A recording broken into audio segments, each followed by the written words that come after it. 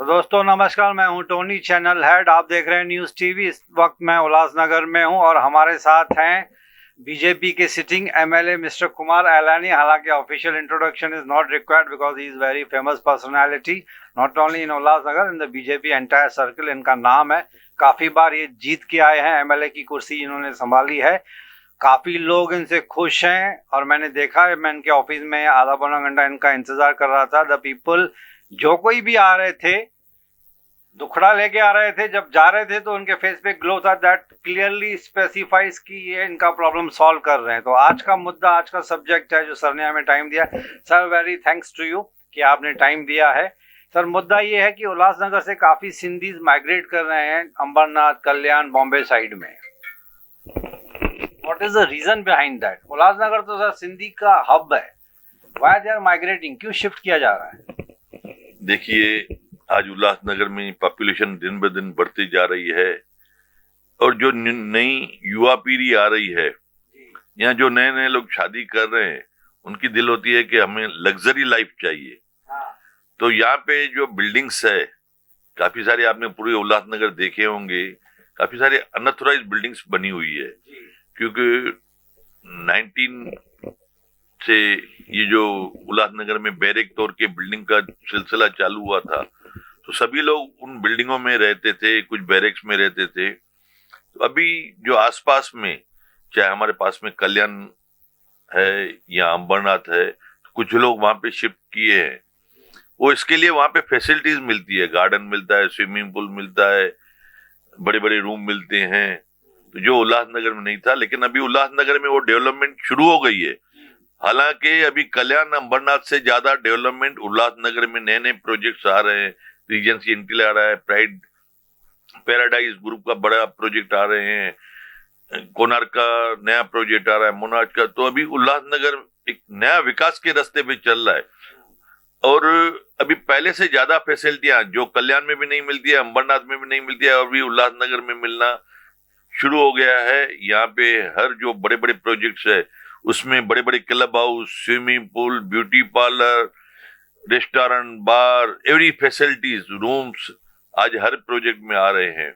लाबियां जो कल्याण में भी नहीं है, अंबरनाथ में नहीं है, जो आज पहली बार आप देखेंगे एंटीला का प्रोजेक्ट, तो आप हैरान हो जाएंगे। जो पैराडाइज का नया प्रोजेक्ट आ रहा है, तो आज देख के ही आपको लगेगा जैसा हम बंबई से भी अच्छी जगह पे आए हैं। Sir, do you mean to say आप एक्सपेक्ट कर रहे हैं कि जो उल्लासनगर छोड़ के गए वापस आएंगे अभी?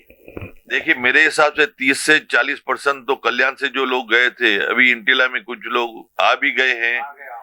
किन्होंने बुकिंग किया है, किन्होंने जो अभी पैराडाइज का जो नया प्रोजेक्ट आ रहा है उसमें बुकिंग किया है, किन्होंने कोणार्क में किया है। ये यहाँ पे देखिए, उल्लासनगर एक बिजनेस हब है, छोटा छोटा उद्योग है यहाँ पे। आज कल्याण में वो लोग रहने को तो गए, लेकिन बिजनेस के लिए सब उल्लासनगर में ही आते हैं। सवेरे यहाँ पे आते हैं, रात को सिर्फ सोने के लिए जाते हैं, उनका परिवार वहां पे रहता है। आज मैं नहीं समझता हूँ जितना यहाँ पे उनको खुशियां थी, या यहाँ पे जितना मेल मिलाप था, आपस में एकजुट रहते थे। यहाँ की जो Sindhi food culture, food items है, दाल पकवान है, दाल मूंग है, भजिए हैं, यहाँ तरह तरह के यहाँ पे खाने को चीजें मिलती है, वो कल्याण में नहीं मिलेगी, अंबरनाथ में नहीं मिलेगी। उसके लिए उनको यहाँ पे आके आना ही पड़ता है। आज बंबई से आदमी लोग यहाँ पे पेटीज खाने के लिए आते हैं। किशोर पेटीज वाले की पेटीज फेमस है, गुलाब जामुन फेमस है, अनिल गुलाब जामुन। यहाँ पे जो खाना पीना जो सिंधी स्टाइल के हैं, वो दूसरा आदमी दूसरी जगह पे रह नहीं सकता है। फैसिलिटी के लिए गए थे।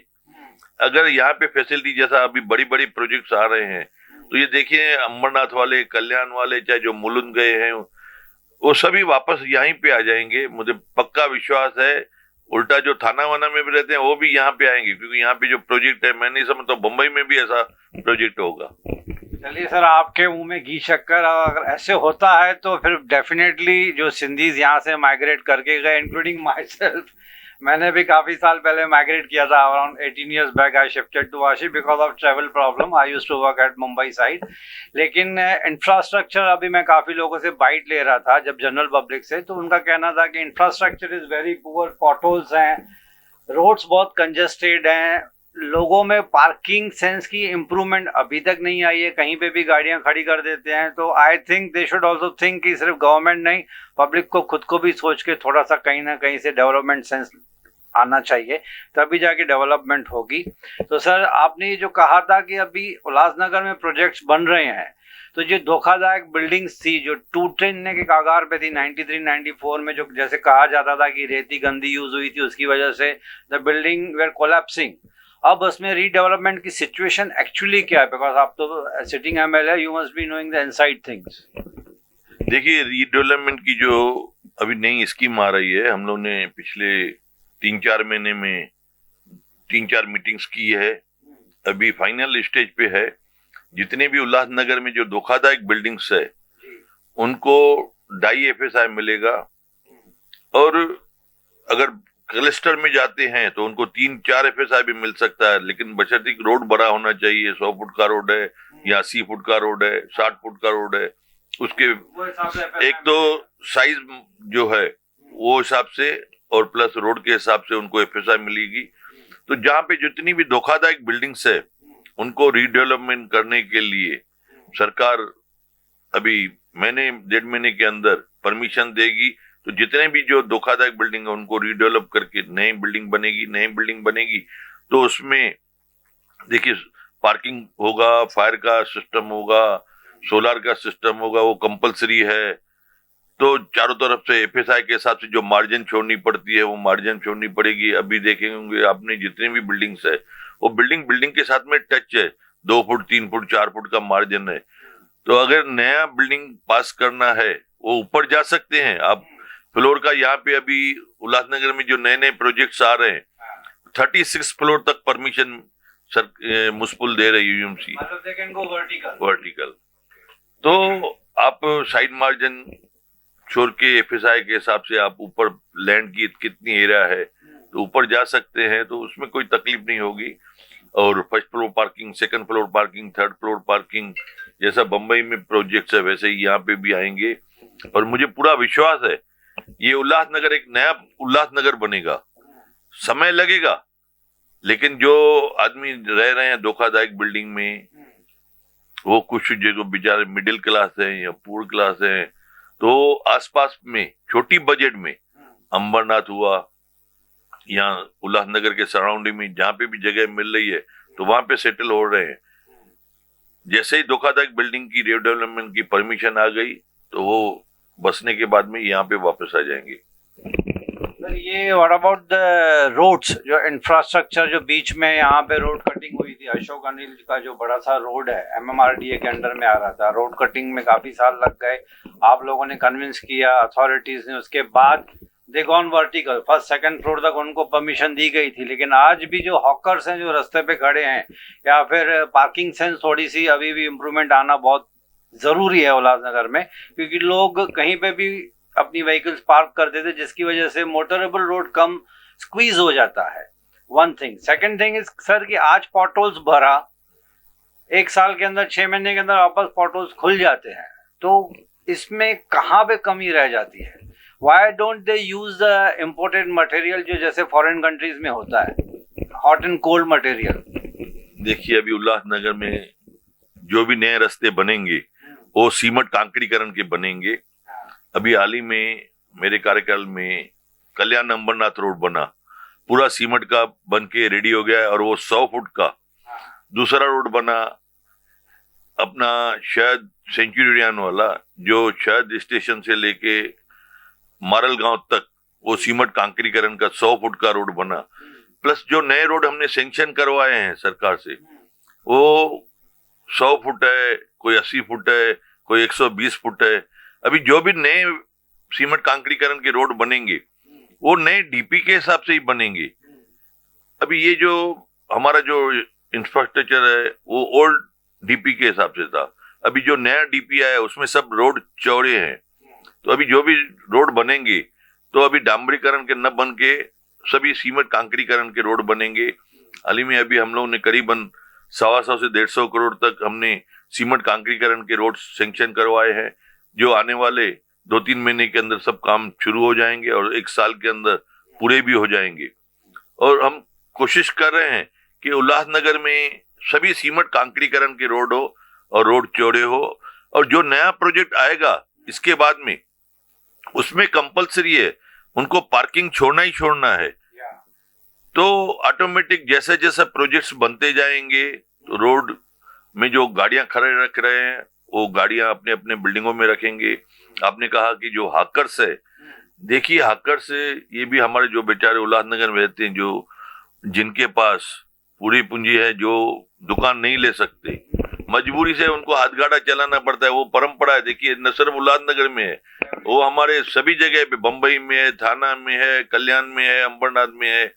अभी वो बेचारे जाए कहाँ? सर अगर हॉकर जोन बनाया जाए, उल्लासनगर में हॉकर जोन कितने हैं? देखिए उल्लासनगर में हॉकर जोन कोई ऐसा है ही नहीं। दो हमने मार्केट बनाए थे, 2-4 मार्केट बनाए थे, लेकिन वहां पे भी वो लोग नहीं जाके अंदर मार्केट्स में जाते हैं। हमने फिश मार्केट भी बनाया, हमने वेजिटेबल मार्केट बनाया, हमने हॉकर्स के लिए बनाया, लेकिन उनको जो बिजनेस मिलता है वो जहाँ गार्डन्स है या जहाँ पे पॉपुलेशन है वहां पे जाके हॉकर्स खड़े रहते हैं। अभी जैसे सब्जी वाले हैं वो सवेरे 7, 7:30 बजे आ जाते हैं। अभी गोल मैदान हमारा जो यहाँ का पॉश एरिया है, वहां पे जो सराउंडिंग में जितनी भी पॉपुलेशन है 7 से लेके सवेरे 11 बजे तक हॉकर्स लोग खड़े रहते हैं। फिर 11, सवा 11 बजे चले जाते हैं, फिर शाम को आ जाते हैं 4 बजे, फिर 4 से लेके 6:30, 7 बजे तक चले जाते हैं। जो जो स्पॉट्स उनके फिक्स किए हुए हैं, तो यहाँ की जो पॉपुलेशन है, यहाँ जो रहने वाले हैं, उनको भी मालूम है यहाँ पे मुझे सब्जियां मिलेगी, तो वहां पे जाके सब्जी हाकर फ्रूट और सब्जी के सिवाय बाकी छोटे मोटे उद्योग अगर कोई लेके घूमता है तो उसको तो हम अलाउ करते हैं। बट सर आपकी म्यूनिसिपैलिटी में प्लानिंग तो की होगी ना hawker zone and no hawker zone बनाने की, जैसे मुंबई में है? देखिए यहाँ पे अभी इस वक्त कोई हॉकर जोन यहाँ पे नहीं है। यहाँ पे जितनी भी हॉकर्स है वो ऐसे ही, न उनको लेसन है न कोई ऑफिशियली है। अभी जो नया डीपीआई है वो हिसाब से जैसे जैसे डेवलपमेंट होते जाएगा, सरकार के पास जो फ्री जगह होगी वो हम हॉकर्स को दे सकते हैं। अगर हॉकर जोन बनेगा तो उनका ऑफिशियल लाइसेंस होगा तो वो मतलब हक से खड़े हो सकते हैं वहां पे, और उनकी रोजी रोटी जो है that become study and permanent हो जाएगी। हम भी वही कोशिश कर रहे हैं कि उनको अपने हक से और उनको बेच रहे, अपने सिस्टम से रहे। देखिए सवेरे के टाइम पे ट्रैफिक नहीं रहती है। अगर हॉकर रोड यहाँ पे 100 फुट का है, अगर खड़ा रहता है तो वो बिजनेस करके 11 बजे चले जाता है। पब्लिक या धंधे वाले या बिजनेस वाले या घूमने वाले अब 10:30, 11 के बाद में ही निकलते हैं। तो हम भी चाहते हैं कि जो यहाँ पे लोकल है उनको बिजनेस मिलना चाहिए, और ये तो सभी जगह पे चल रहा है, और ये कंट्रोलिंग भी थोड़ा डिफिकल्ट है, और उसके लिए लैंड चाहिए काफी बड़ा, जो कि उल्लासनगर में अभी है नहीं इस वक्त। सर आपकी बात तो बराबर है कि उल्लासनगर में पहले से ही स्क्वीज किया हुआ है, मतलब ओवर पॉपुलेटेड हो गया था। छोटी सी जगह है उसमें बहुत ज्यादा पॉपुलेशन आ गई थी, माइग्रेशन बहुत हो गई थी। लेकिन sir coming back to this infrastructure point, ये जो लोड शेडिंग है, अब लोड शेडिंग है कि बंद हो गई है? देखिए अभी लोड शेडिंग इतना नहीं है, सिर्फ फ्राइडे के दिन उनको मेंटेनेंस वगैरह करना रहता है तो बंद करते हैं, अदरवाइज लोड शेडिंग यहाँ पे नहीं होती है। और कोई लाइट का अभी हाल ही में जो तूफान वगैरह आया था, यहाँ हेवी मानसून आई थी, तो थोड़ा बहुत फर्क पड़ा था। लेकिन आजकल तो आपको तो मालूम है वर्क फ्रॉम होम, सभी लोग को लाइट चाहिए चाहिए, उसके बगैर चलता भी नहीं है। कितने लोगों के घर में जनरेटर भी है, इन्वर्टर है, एसी है, तो चलते रहता है। हाँ, अगर मानसून नहीं रहती है या तूफान वगैरह नहीं आता तो लाइट का प्रॉब्लम नहीं रहता ज्यादा करके। What about water problem, which was the big issue some few years back? देखिए आज के डेट में पानी का इतना प्रॉब्लम नहीं है, 2-5% प्रॉब्लम है। मैं ऐसा नहीं बोलता हूँ 100% परफेक्ट है। वो डिस्ट्रीब्यूशन का कहाँ पे भी प्रॉब्लम है थोड़ा। अभी जो उल्लासनगर में नई पाइपलाइन बिछाई गई थी उसका थोड़ा काम पेंडिंग में, अगर वो पूरा हो जाएगा तो उल्लासनगर में पानी की तकलीफ एकदम नहीं होगी।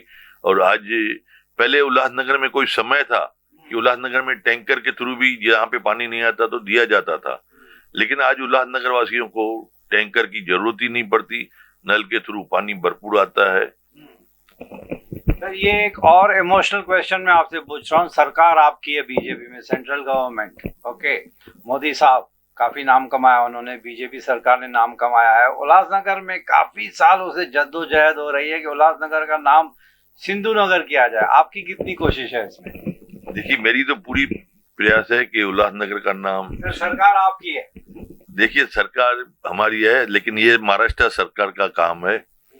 जब भी देवेंद्र फडणवीस साहब मेरे इलेक्शन के लिए यहाँ पे कैंपेनिंग करने को आए थे, उन्होंने यहाँ पे जो हमारा यहाँ पे कार्यक्रम हुआ था गोल मैदान पे, वहां पे उन्होंने अनाउंस भी किया था कि उल्लासनगर में अमदर कुमार रहने आएगा और हमारी सरकार आएगी तो उल्लासनगर में हम जो मेट्रो रेल देने वाले हैं उसका नाम हम स्टेशन का सिंधु नगर स्टेशन रखेंगे, ऐसा देवेंद्र फडणवीस साहब ने अनाउंस भी किया था।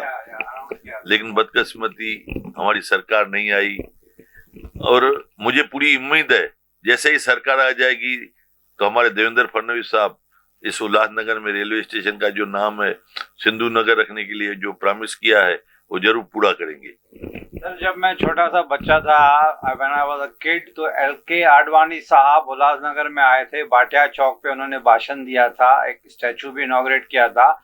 उस टाइम पे उन्होंने प्रॉमिस किया था कि मैं, he was a deputy prime minister at that time, Vajpayee सरकार के टाइम पे, कि मैं फुल कोशिश करूंगा कि उल्लासनगर का नाम सिंधु नगर किया जाए।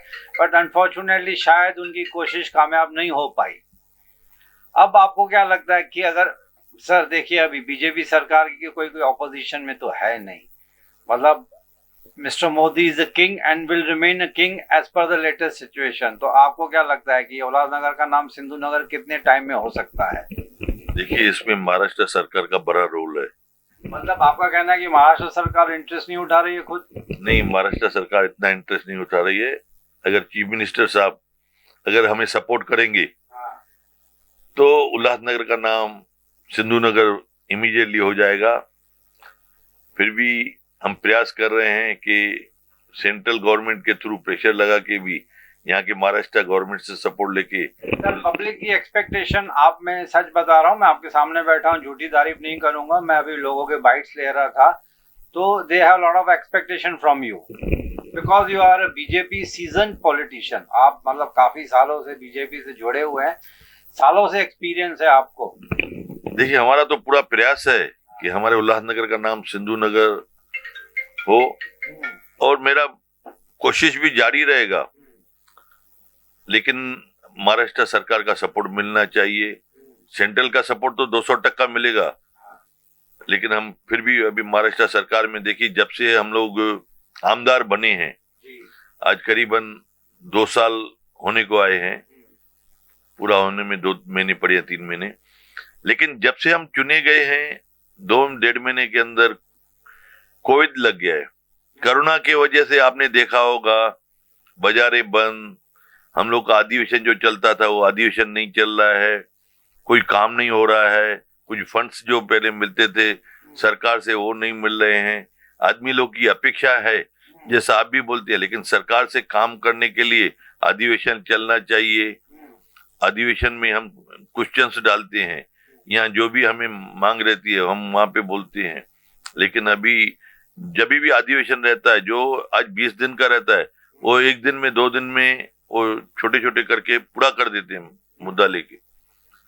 लेकिन हम अभी प्रयास का भी जैसा आस्ते आस्ते लग रहा है कोविड यहाँ से चला गया और आने वाले दिवाली पे अभी 22 दिन के बाद में मुझे लग रहा है 100% यहाँ से कोविड चला जाएगा और हम नॉर्मल सिचुएशन में आ जाएंगे।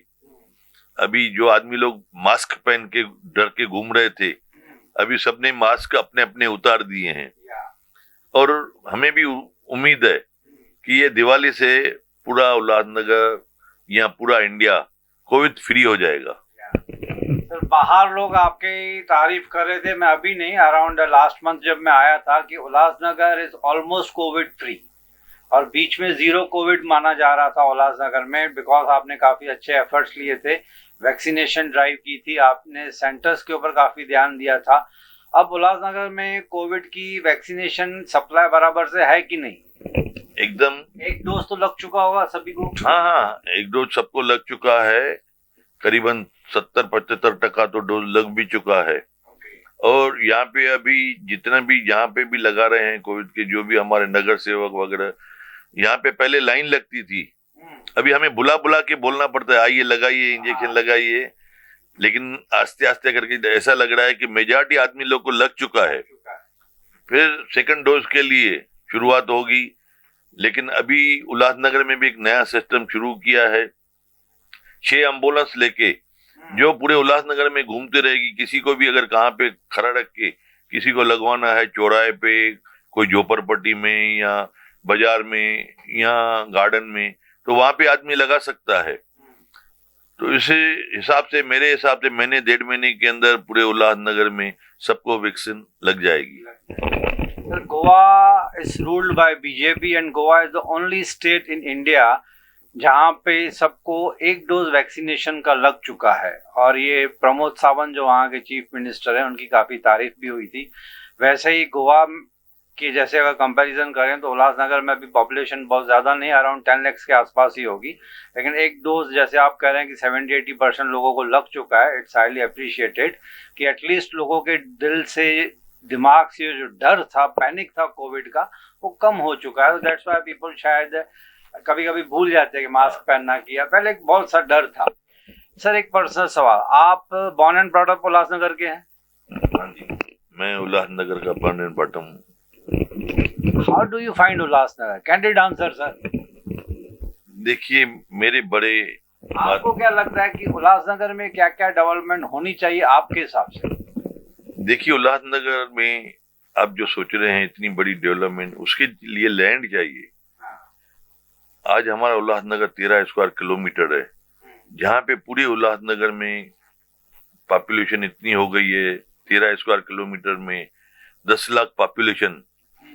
बहुत वहाँ पे लैंड का कमी होने की वजह से यहाँ पे जो रेजिडेंशियल जो आदमी लोग रहते हैं, बस उतनी, अगर उनको जो बाजार, मार्केट, माल जो इतनी जरूरत है वही हम दे सकते हैं। हमारे जो सराउंडिंग में है, जैसा मारल गांव है, वरब है, कांबा है, अंबरनाथ या कल्याण, इसके लिए हमारा इंफ्रास्ट्रक्चर यहाँ पे थोड़ा वीक हो रहा है, लैंड न होने के कारण।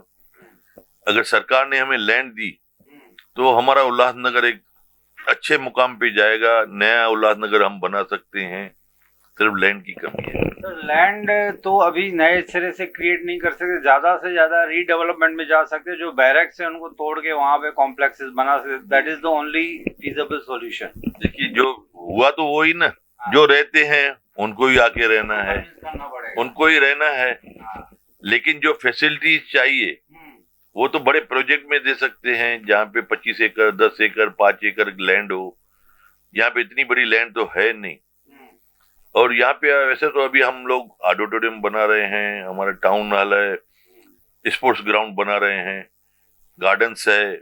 लेकिन जिस तरीके से बाकी लैंड के लिए आदमी लोग फ्यूचर के लिए सोचते हैं, स्पोर्ट्स वगैरह ये वो, वैसा हमारे उल्लासनगर में इतनी अभी तक जगह नहीं है। लैंड प्रॉब्लम है, थोड़ा सा इंफ्रास्ट्रक्चर कंजेस्टेड है इसके लिए। Sir, how do you find Ulhasnagar? Do you love Ulhasnagar? Definitely, मैं उल्लासनगर को बहुत प्यार करता हूँ। मैं उल्लासनगर में जब से छोटा बच्चा था, मेरे माँ बाप ने यहाँ पे मेरे जो जन्म दे के आज मुझे आशीर्वाद दी थी। आज मैं उल्लासनगर में सब कुछ पाया है, धन दौलत, बीवी, बच्चे, यहाँ पे मुझे सब कुछ मिला है, एजुकेशन। मैं उल्लासनगर को कभी जिंदगी में नहीं भूल सकता हूँ। जो मैं सोचा भी नहीं था, वो उल्लासनगर वाले वासियों ने, हमारे सीनियर सिटीजन, संत महात्मा और हमारे भाई बहनों ने, माताओं ने जो मुझे आशीर्वाद दिए। यहाँ पे मैं 3 बार डिप्टी मेयर बना हूँ, 1 बार मेयर बना हूँ, 2 बार आमदार बना हूँ, अध्यक्ष बना हूँ बीजेपी का। उससे ज्यादा मुझे क्या चाहिए। मेरे बड़ों ने, मेरा पिताजी रेलवे में जॉब करते थे, टीसी थे। आज उनका बेटा हो के मुझे इतना बेहद लगता है कि पब्लिक के प्यार की वजह से मैं मुकाम पे पहुंचा हूँ।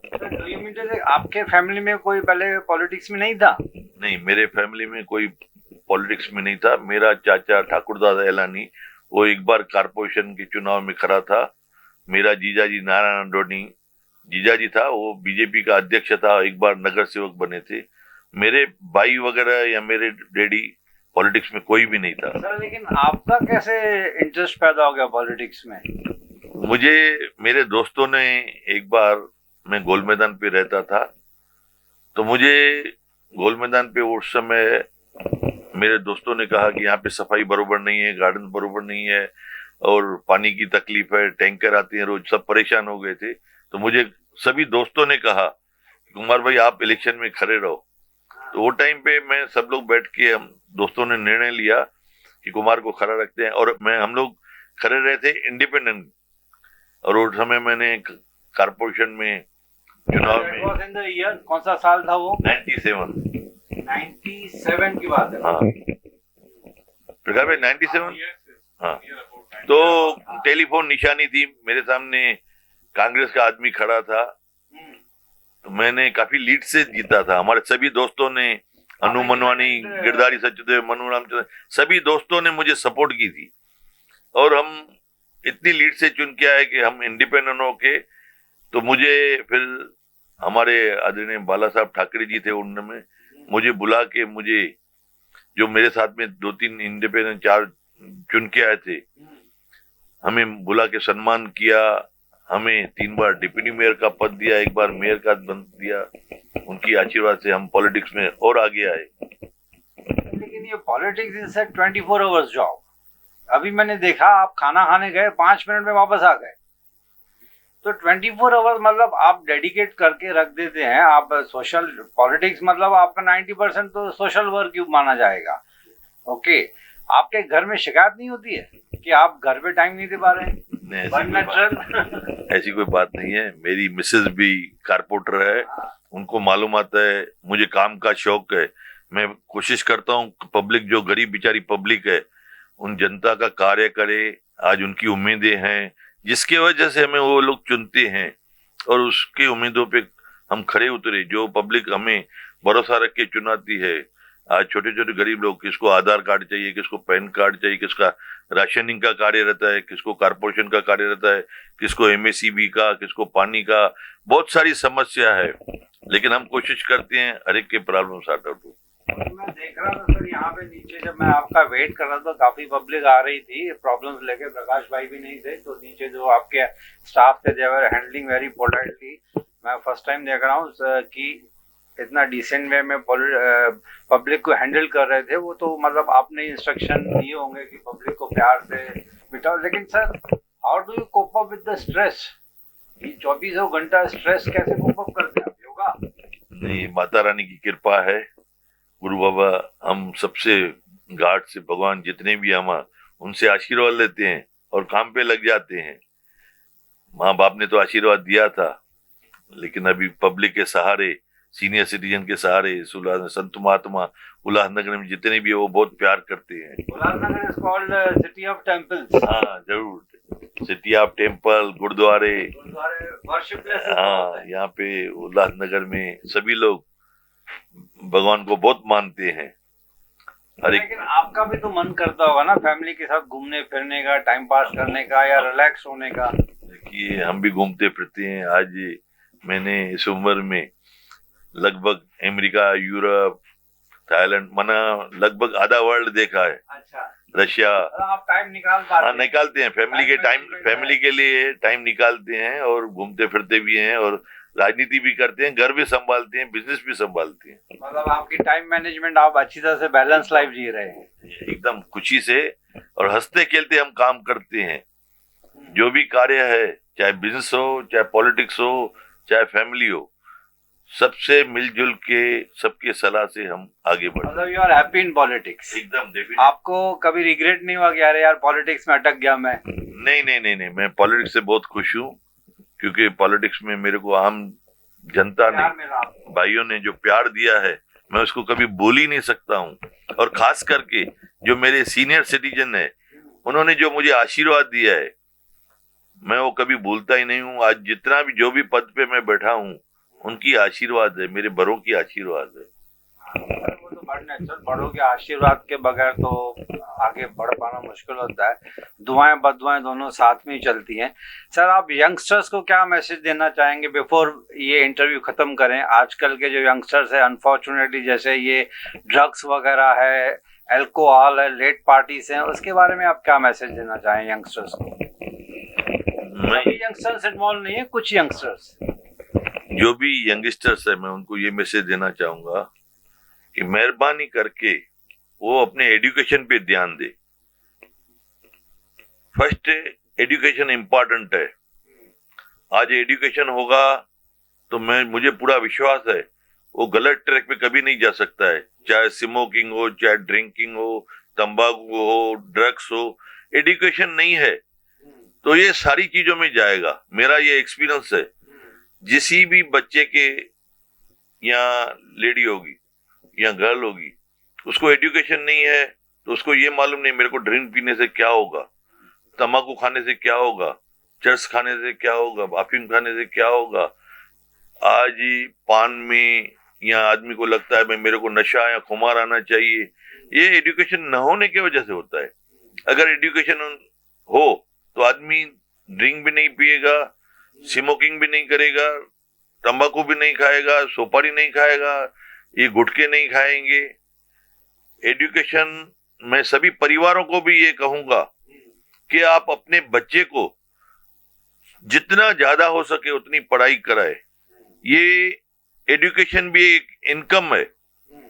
मेरे हिसाब से अगर बच्चा होनहार और होशियार है तो गलत ट्रैक पे कभी नहीं जाएगा। पढ़ने के बाद में उनको जॉब भी जल्दी मिलता है, बिजनेस में भी हेल्प मिल जाती है। आज का युग है कंप्यूटर का, इलेक्ट्रॉनिक, सोशल मीडिया, हर चीज में एजुकेशन लगती है। आज फॉरेन जाना हो, बिजनेस करना हो, हर व्यापार में कंप्यूटर आजकल ऐसा हो गया है, मोबाइल में भी आदमी जाके बिजनेस करते रहते हैं। लैपटॉप हो, आईपैड हो, तो सभी को कहूंगा जो गरीब भी है वो कोशिश करे एजुकेशन बच्चे को जरूर दिलाए। सर, आप सोशल मीडिया पे एक्टिव हैं? देखिए, मैं कोशिश करते रहता हूँ सोशल मीडिया पे मैसेज दूं, व्हाट्सएप पे, ट्विटर पे, या जो इंटरव्यू लेने को आते हैं मैं उनको इंटरव्यू देता हूँ।